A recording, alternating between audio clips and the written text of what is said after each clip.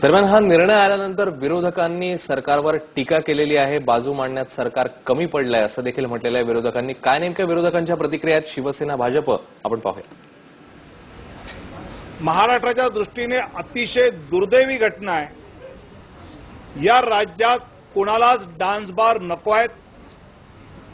छत्रपती शिवराय, शाहू फुले आंबेडकर, सावित्रीबाईंच्या या महाराष्ट्रात अशा प्रकारच्या संस्कृतीला थारा नाही आणि त्यासाठी दोन्ही विधिमंडळाने एकमताने 10 वर्षापूर्वी हा कायदा बनवला होता।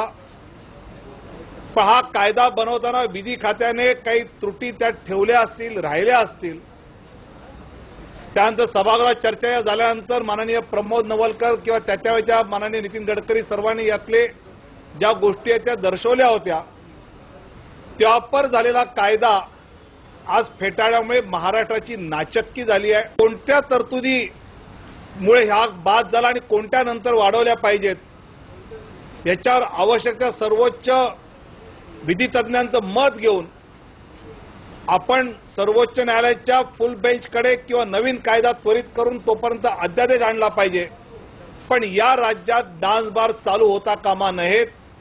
यासाठी आज विधान परिषद सभागृह दोन्ही बाजूच्या सभागृहाने बंद केलाय। आम्हाला डान्स बार